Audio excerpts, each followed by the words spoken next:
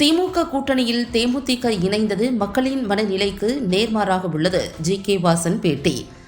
தமிழ் மாநில காங்கிரஸ் சார்பில் திருச்சி, தஞ்சை, புதுக்கோட்டை, திருவாரூர், அரியலூர், பெரம்பலூர், மயிலாடுதுறை, நாகை ஆகிய மாவட்டங்களை உள்ளடக்கிய டெல்டா மண்டல மாவட்ட தலைவர்கள், நிர்வாகிகள் கலந்தாய்வு கூட்டம் திருச்சியில் அக்கட்சியின் தலைவர் ஜி.கே. வாசன் தலைமையில் நடைபெற்றது.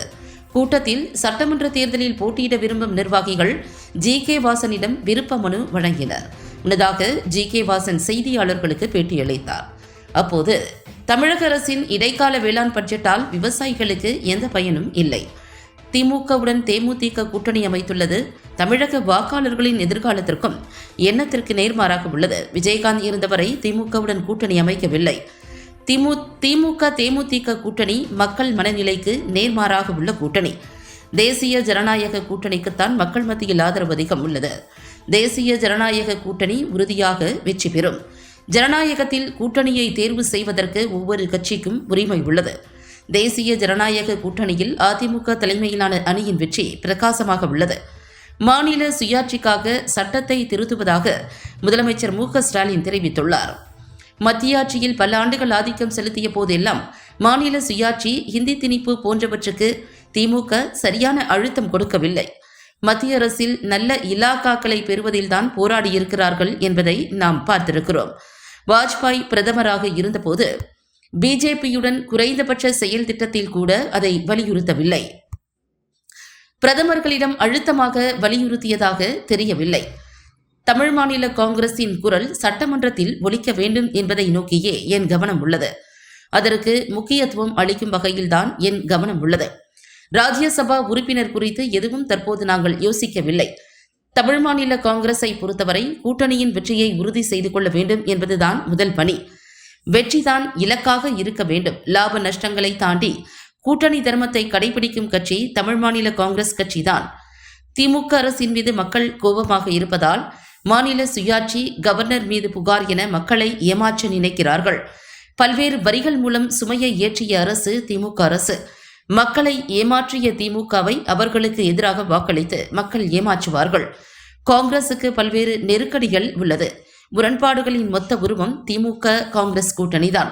சுக்கு நூறான பொருளை எப்படி ஒட்ட நினைத்தாலும் அது மீண்டும் சுக்கு நூறாகத்தான் போகும். அதுபோலத்தான் திமுக காங்கிரஸ் கூட்டணி உள்ளது என அவர் தெரிவித்தார். தஞ்சாவூர் மாவட்டம் பட்டுக்கோட்டை தொகுதியில் ஒரு கோரிக்கை கொடுத்துருக்குறாங்க. ரயில்கள் அங்கே நிற்கக்கூடிய உறுதியான நிலையை ஏற்படுத்த வேண்டும் என்று. அந்த கோரிக்கையை நிறைவேற்றக்கூடிய நிலையிலே தமிழ் மாநில காங்கிரஸ் கட்சி தன்னுடைய பணியை செய்யும்.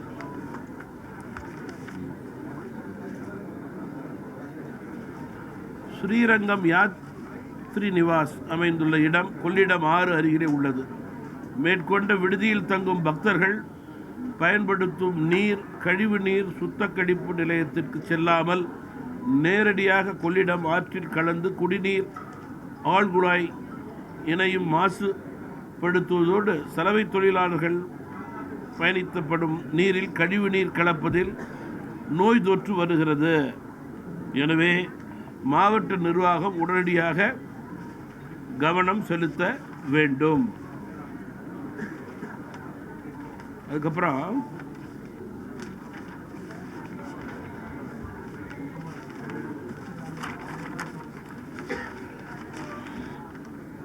திருச்சியை பொறுத்தவரையில் போக்குவரத்து நெரிசல், டிராஃபிக் கன்ஜெஷன், ரயில்வே மேம்பாலம் மற்றும் மாரிஸ் ரயில்வே மேம்பால பணிகள் மிக தாமதமாக நடைபெற்று வருகின்றன.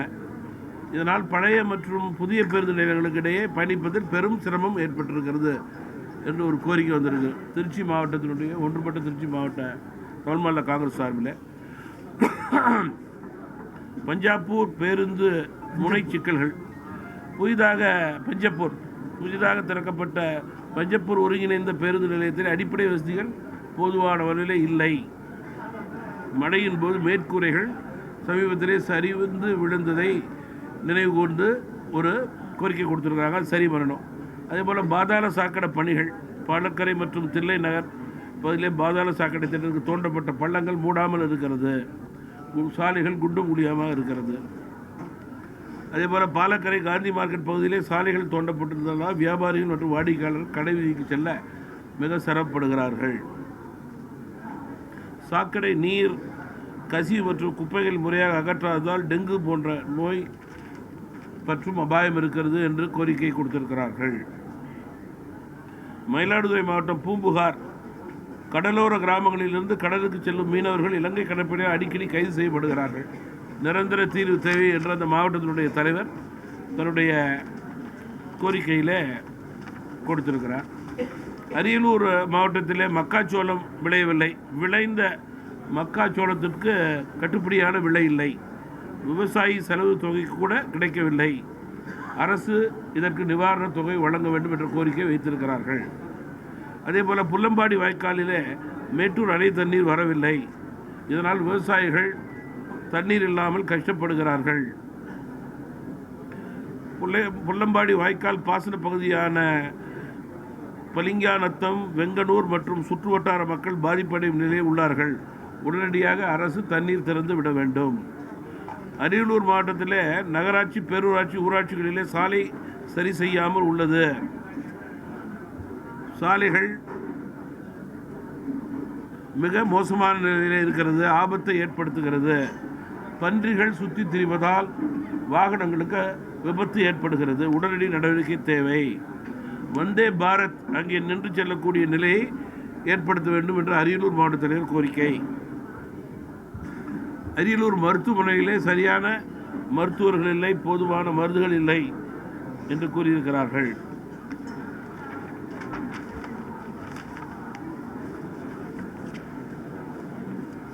மணப்பாறை மக்களின் நீண்ட நாள் தேவை பிரதான கோரிக்கையுமான காவிரி உபரி நீர் பொன்னியாறு இணைப்பு திட்டத்தை செயல்படுத்த நடவடிக்கை எடுக்க வேண்டும் என்று கேட்டுக்கொண்டிருக்கிறார்கள். மணப்பாறையில் 1990 அன்றைய கால மக்கள் தொகைக்கு ஏற்ப முதல்வர் அம்மா ஜெயலலிதா அவர்களின் காலங்களில் குடிநீர் தொட்டி அமைக்கப்பட்டுள்ளது. இப்போது வளரக்கூடிய மக்கள் தொகைக்கு ஏற்றவாறு அது இல்லை. ரிங் ரோடு வசதி இல்லாத காரணத்தால் மணப்பாறையில் வாகனங்கள், கனரக வாகனங்கள் செல்வது சங்கடமாக இருக்கிறது. திண்டுக்கல் திருச்சி புதிய பேருந்து நிலையத்திலிருந்து திண்டுக்கல் பழனி வழியாக செல்லும் அனைத்து விரைவு பேருந்து பழைய பேருந்து நிலையம் அடைந்து அங்கு இருக்கக்கூடிய பகுதிகளை ஏற்றிச் செல்ல அறிவுறுத்த வேண்டும். பஸ்ஸுக்காக சொல்லியிருக்காங்க. ரைட். கறிக்கோழி உற்பத்தி விவசாயிகளை அரசு வஞ்சிக்காமல் பேச்சுவார்த்தை நடத்தி கட்டுப்படியான கூலி உயர்வை தனியார் நிறுவனங்கள் வழங்க உரிய நடவடிக்கை எடுக்க வேண்டும் என்று கேட்டுக்கொள்ளப்பட்டிருக்கிறது. தமிழ்நாடு அரசுடைய ஆவின் நிறுவனம் மூலம் தமிழக விவசாயிகளிடம் பால் கொள்முதல் செய்வதை குறைத்து கர்நாடக மாநிலத்திலே கொள்முதல் செய்வதை வன்மையாக கண்டிக்கிறோம். மேலும் தொடர்ந்து தமிழக பால் உற்பத்தி விவசாயிகளிடம் கொள்முதல் அதிகரிக்க வேண்டும் என்ற கோரிக்கை வலுவாக வைத்திருக்கிறார்கள். அரசுக்கு சொந்தமான கால்நடை தீவன உற்பத்தி தொழிற்சாலையை தனியாருக்கு ஒப்பந்த அடிப்படையில் விநியோகம் செய்வதை ரத்து செய்ய வேண்டும் என்று கோரிக்கை வைத்திருக்கிறார்கள்.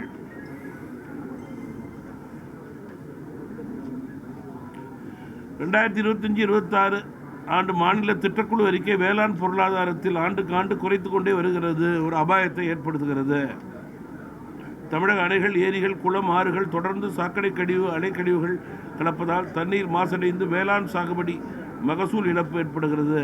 எனவே தமிழக அரசு, மாநகராட்சி போதிய கவனம் செலுத்தி நீர்நிலைகளிலே சாக்கடை கழிவுகள், அலைக்கழிவுகளை சேராமல் பாதுகாக்க நடவடிக்கை எடுக்க வேண்டும்.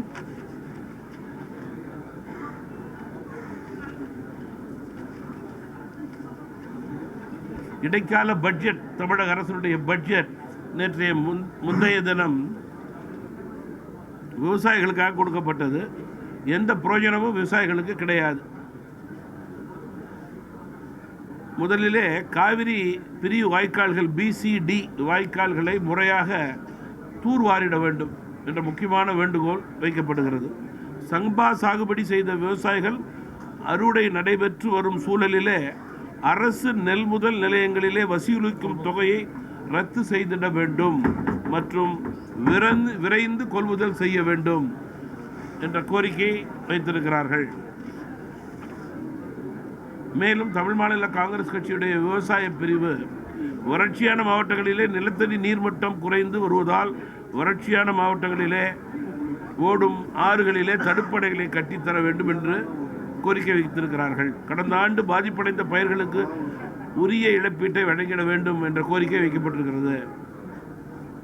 கரும்புக்கான ஆதார விலையாக கடந்த ஆண்டு பட்ஜெட்டில் அறிவித்த 4000 ரூபாய் இதுவரை வழங்கப்படவில்லை.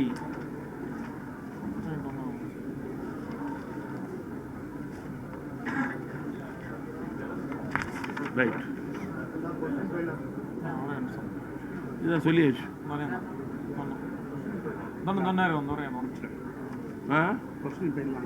ரைட், இப்போ தயார்.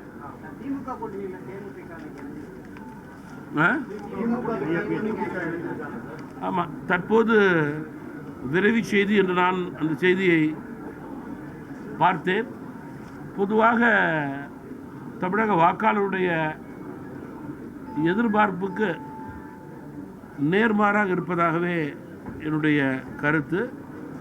மதிப்பிற்கும் மரியாதைக்குரிய கேப்டன் அவர்கள் இருந்தவரை திமுகவோடு கூட்டணி வைக்கவில்லை என்பதை நான் குறிப்பிட விரும்புகிறேன். மக்களுடைய மனநிலைக்கு ஏற்ற கூட்டணியா இல்லையா என்றால் இல்லை என்பதுதான் என்னுடைய கருத்தாக இருக்க முடியும்.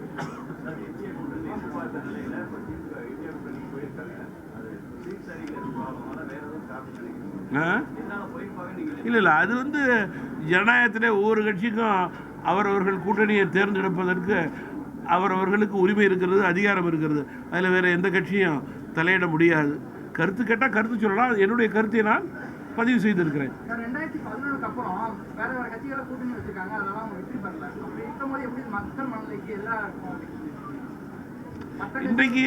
இன்றைக்கு தமிழ் மாநில காங்கிரஸ் கட்சியினுடைய உறுதியான எண்ணம், மக்கள் மனநிலை தமிழகத்திலே தேசிய ஜனநாயக கூட்டணி மத்தியிலே தமிழகத்திலே அதிமுக தலைமையிலான கூட்டணி உறுதியாக வெற்றி பெறுகிறது. எங்களுடைய வெற்றி பிரகாசமாக இருக்கிறது. மத்திய மாநில அரசனுடைய இணக்கம் தமிழகத்தினுடைய 100% வளர்ச்சி என்று மக்கள் நம்புகிறார்கள். அதன் அடிப்படையிலே நான் உறுதியாக இதை கூறினேன்.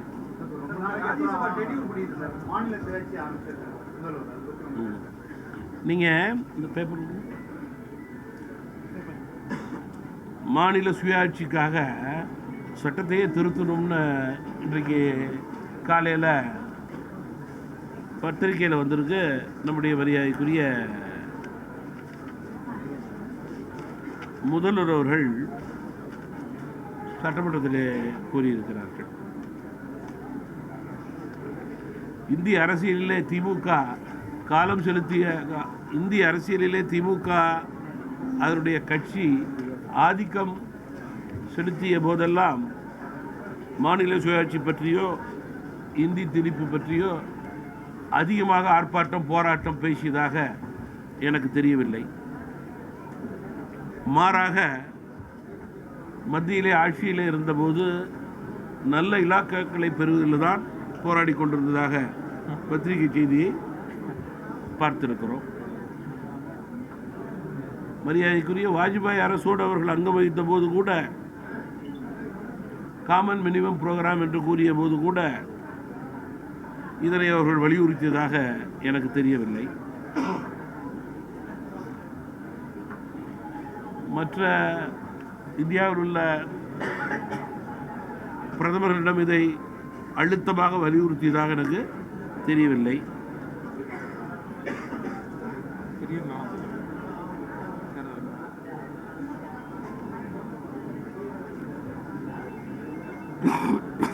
இப்படி இருக்கும்போது தற்போது ஏன் இந்த நிலை, எதற்காக இந்த நிலை, மக்களிடம் ஒரு மனமாற்றத்தை தடுமாற்றத்தை மீண்டும் சுயாட்சி என்று கூறி ஏற்படுத்த வேண்டுமா, அதற்கு தேர்தலிலே செல்வாக்கு குறைந்து கொண்டிருப்பது காரணமா என்ற சந்தேகங்கள் எல்லாம் எழுகிறது.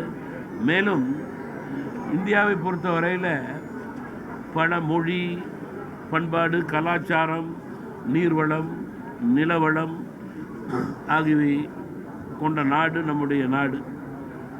இப்படிப்பட்ட நம்முடைய நாட்டை வலிமையான நாட்டாக, ஒற்றுமையான நாடாக உருவாக்க வேண்டும் என்பதற்குத்தான் ஐயா டாக்டர் ராஜேந்திர பிரசாத் தலைமையில் அண்ணல் அம்பேத்கர் அவர்கள் நமக்கு இந்தியாவினுடைய மிகப்பெரிய சட்டங்களை உருவாக்கினார்கள் என்பது அனைவருக்கும் தெரியும். அரசியல் சட்டம் ஏன் உருவாக்கப்பட்டது, அதில் அனைத்து பிராந்தியம் மொழி சார்ந்தவர்கள் இருந்தார்கள். அதனுடைய நோக்கம் இந்தியாவினுடைய ஒற்றுமை வலிமை, இந்தியாவை பாதுகாப்பது தான். அதனுடைய நோக்கம் நிறைவேற வேண்டும் என்றால் இது தொடர வேண்டும்.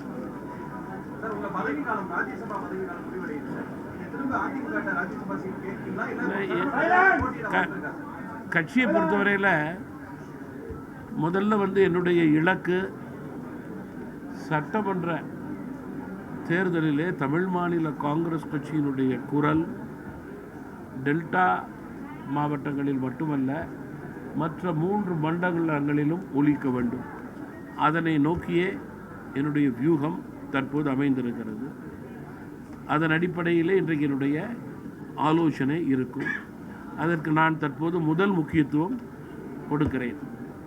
நாடாளுமன்ற மேலவை குறித்து நான் எந்த ஆலோசனையும் கட்சியில் நடத்தவில்லை, தற்போது இன்றைக்கு நடத்தப் போவது கிடையாது. என்னுடைய நோக்கம் இயக்கத்திற்காக தங்களை அர்ப்பணித்து கொண்டு கஷ்டமான சூழல்களில் செயல்பட்டவர்களுக்கு வாய்ப்பு கொடுக்க வேண்டும் என்பது தான். அதன் அடிப்படையிலேயே தற்போது என்னுடைய முழு கவனம் செயல்பாடு இருக்கிறது. தொடர்ந்து இது 4வது மண்டல கூட்டம். முதல் கூட்டம் மதுரை, 2வது கூட்டம் கோவை மண்டலம், 3வது நேற்றைய முன்தினம் சென்னை மண்டலம், இன்றைக்கு டெல்டா மண்டலம். ஒவ்வொரு மண்டலத்திலும் எதிர்பார்ப்பிற்கு மேல் இயக்கத்திலே தங்களை அர்ப்பணித்து கொண்டு செயல்பட்டவர்களுக்கு அங்கீகாரம் கிடைக்க வேண்டும் என்று அது மட்டுமல்லாமல் தேர்தலிலே தங்களுக்கு இடம் கிடைக்கிறது, கிடைக்காமல் இருக்கிறது, வெற்றி தோல்வி வேறு, கூடுதல் இடம் குறைத்தல் இடங்கள் வேறு. இது என்னுடைய கட்சியில் எனக்கு அங்கீகாரம் இருக்க வேண்டும் என்று எல்லோரும் படிவங்களை வாங்குவது இயக்கத்துடைய பலத்திற்கு எடுத்துக்காட்டாக நான் கருதுகிறேன். அந்த வகையிலே 3 மண்டலங்களிலும் எதிர்பார்ப்பிற்கு மேல் படிவங்கள் கொடுக்கப்பட்டது. இந்த மண்டலத்திலும் அதிக அளவில் இருக்கும் என்று நான் நம்புகிறேன். தமிழ் மாநில காங்கிரஸ் கட்சியை பொறுத்தவரையில் முதல்ல கூட்டணியினுடைய வெற்றியை உறுதி செய்து கொள்ள வேண்டும். அதில் எந்த தடுமாற்றமும் யாருக்கும் இருக்கக்கூடாது. அதுதான் முதல் பணி தேர்தலில். அதற்கு பிறகுதான் எண்ணிக்கைக்கு ஏற்றவாறு சுமூகமான பேச்சுக்கள் இருக்க வேண்டும். முதல்ல இலக்கு வெற்றி பெற வேண்டும், அதற்கு ஒத்த கருத்தாக இருக்க வேண்டும். ஒவ்வொரு கட்சிகளிடையே எந்த விதமான மனச்சூழல் சங்கடங்கள் இருக்கக்கூடாது. அதற்கு தேவை வெற்றி, அதுதான் இலக்காக இருக்க வேண்டும். அந்த கூட்டணி தர்மத்தை தமிழ் மாநில காங்கிரஸ் கட்சி கடைபிடிக்கிறது. இந்த தேர்தலில் தொடர்ந்து ஐயா மூப்பனார் காலத்திலிருந்து தமிழகத்தில் ஒரு கட்சி உறுதியாக கூட்டணி தர்மத்தை கடைபிடிக்கின்றது என்றால் லாப நஷ்டங்களை தாண்டி அது தமிழ் மாநில காங்கிரஸ் கட்சியாகத்தான் இருக்க முடியும். ஒரு நிமிஷம்.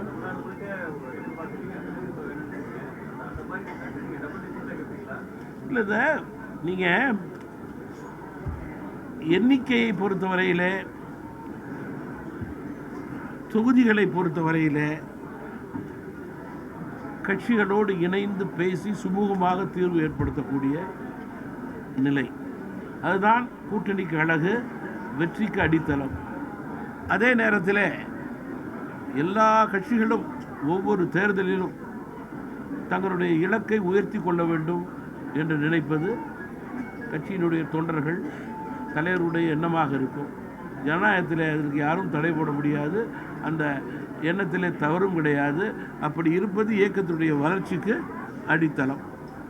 அதனை கூட்டணி கட்சியினுடைய முதன்மை கட்சியோடு சுமூகமாக பேசி எல்லா கட்சிகளும் தங்களுடைய பலத்துக்கு ஏற்றவாறு எண்ணிக்கை பெற்று, குறிப்பாக கான்ஸ்டிட்யூன்சிஸ் நம்முடைய தொகுதிகளை பெற்று அதனை உறுதி செய்து கொள்ளும் வகையில் செயல்பட வேண்டும் என்பதுதான் தமிழ் மாநில காங்கிரஸ் கட்சியினுடைய எண்ணம், நோக்கம். அதன் அடிப்படையிலே தான் எங்களுடைய செயல்பாடு இருக்கும். உதாரணத்திற்கு என்டிஏ அத்தகைய உயர்ந்த பணியை சிறந்த முறையிலே பீகார் தேர்தலிலே செய்ததாகவே நான் கருதுகிறேன். அதன் அடிப்படையிலே வெற்றியை 70-80% மேல் உறுதி செய்து கொண்டோம். இல்லை, திருச்சி 2வது தலைவர் ஒரு சார் சொல்லிட்டு தான் இருக்காங்க இல்லையா, அது வேறு. அதுக்கெல்லாம் இது நேரம் அல்ல. அதுக்கெல்லாம் நிறைய ஸ்டாட்டிஸ்டிக்ஸ் வேணும், அதை வச்சு அதை வலுப்படுத்தணும். அதெல்லாம் நிறைய இருக்குது. அதுக்கு வாதத்துக்கு பிரதிவாதம் இருக்குது, எதிர்வாதம் இருக்குது. அந்த காலத்தில் புரட்சி தலைவர் சொன்னது தான். அதெல்லாம் எல்லாம் தெரிந்தது தான். அதை ஒன் வேர்ட் ஆன்சர் மாதிரி அதுக்கு எந்த கட்சியும் பதில் சொல்ல முடியாது.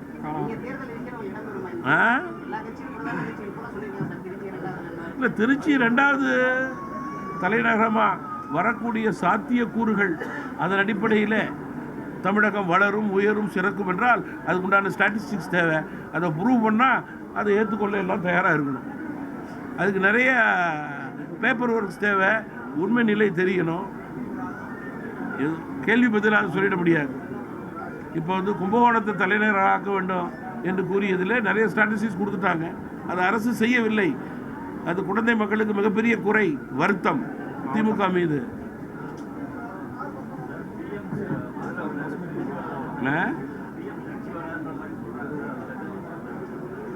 இப்போ திமுக அரசை பொறுத்தவரையில் 5 ஆண்டுகள் மக்கள் அவர்களை ஆட்சி பீடத்தில் அமர வைத்தார்கள். 5 ஆண்டுகள் முழுமையாக ஆட்சியிலே அவர்கள் இருக்கிறார்கள்.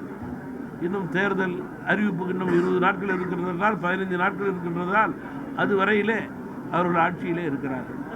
ஆட்சியினுடைய முடிவிலே இந்த ஆட்சியினுடைய பிரதிபலிப்பு என்ன? நான் கூறவில்லை, உங்களுடைய தொலைக்காட்சியும் பத்திரிகையும் கூறுகிறது. நேற்றைய முன்தினம் கூட மாற்றுத்திறனாளிகள் வீடு அடிதடி ரகலை இல்லையா?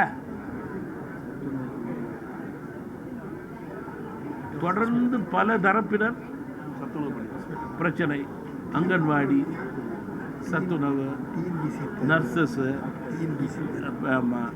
பரீட்சை, டிஎன்பிஎஸ்சி பரீட்சை, மருத்துவர்கள் என்று தொடர்ந்து லிஸ்டே கொடுக்கலாம்.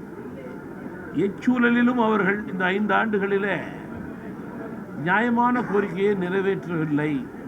அதனுடைய பிரதிபலிப்பு தான் இன்றைக்கு தமிழகத்திலே பல்வேறு குறைகள் பூகம்பமாக வெடித்து கொண்டிருக்கிறது. அதை கட்டுப்படுத்த முடியாத அரசாக இந்த அரசு திணறிக் கொண்டிருக்கிறது. அதன் காரணமாக மாநில சுயாட்சி, இந்தி திணிப்பு, மத்திய அரசு மீது புகார்,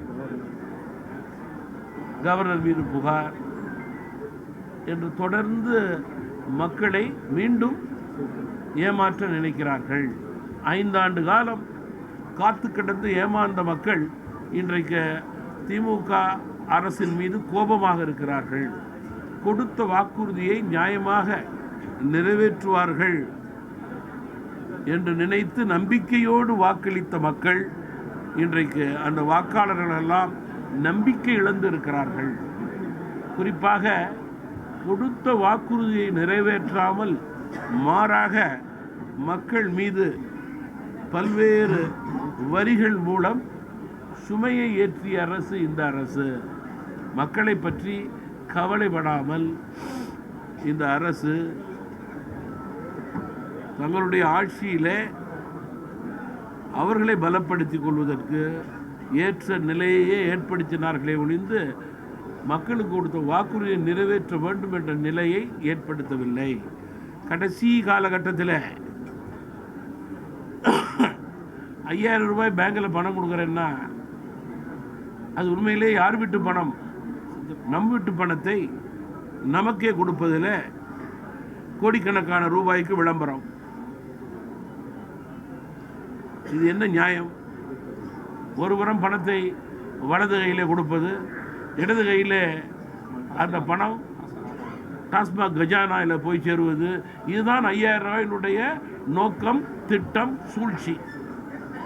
இப்படி இருக்கும்போது எப்படி உங்களுக்கு 5 ஆண்டுகளுக்கு பிறகு கொடுத்த வாக்குறுதியை நிறைவேற்றாமல் ஏழை எளிய தாய்மார்களை ஏமாற்ற மனம் வருகிறது என்று நான் கேட்க விரும்புகிறேன்.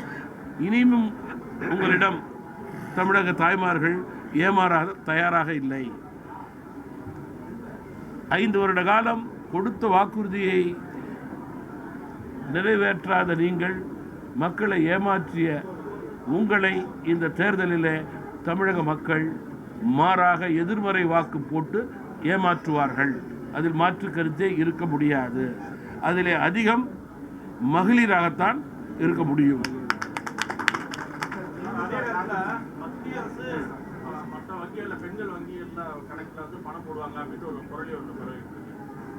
நீங்க மத்திய அரசு கேரண்டி கொடுத்தா அது நியாயமா செய்யும்.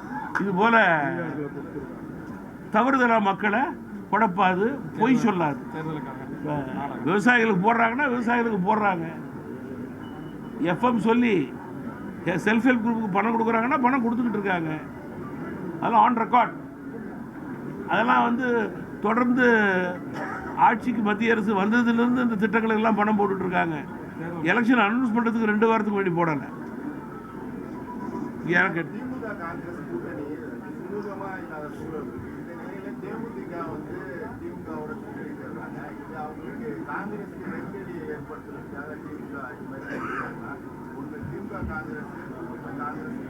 காங்கிரஸுக்குள்ளே ஏற்கனவே அவர்களுக்குள்ளே நெருக்கடி இருக்கும்போது புதுசாக யார் காங்கிரஸுக்கு நெருக்கடி ஏற்படுத்தணுமே? முரண்பாடுடைய மொத்த வடிவம் ஒரு கூட்டணின்னா அது திமுக காங்கிரஸ் தான். இன்றைக்கு இனிமேல் போய் உடைஞ்சதை அவங்க ஒட்டு போட நினைச்சாங்கன்னா நம்முடைய தமிழக மக்களுடைய வாக்காளருடைய கண்களை அவர்கள் பரிசோதிப்பதாக அர்த்தம். மிக தெளிவாக இருக்காங்க நம்முடைய வாக்காளர்கள்.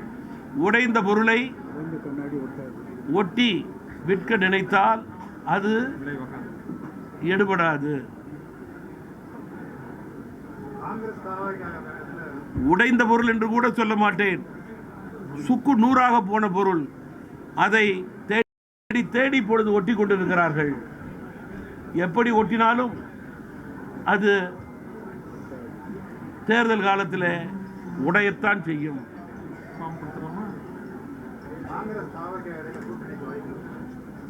காங்கிரஸ் நீங்க எந்த கட்சியோடு வேண்டுமானாலும் கூட்டணி வைக்கலாம். முதல் கட்சி, வெற்றி பெறக்கூடிய கட்சி என்டிஏ அதிமுக கூட்டணி. அப்புறம் யார் வேண்டுமானாலும் 2வதாக இருக்கலாம், 3வதாக இருக்கலாம். அதை பற்றி எங்களுக்கு கவலை கிடையாது. முதல் அணி நாங்கள், வெற்றி அணி நாங்கள். அந்த உறுதியோடு களத்திற்கு போகிறோம்.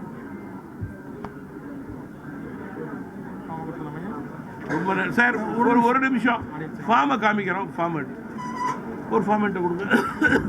ரைட்.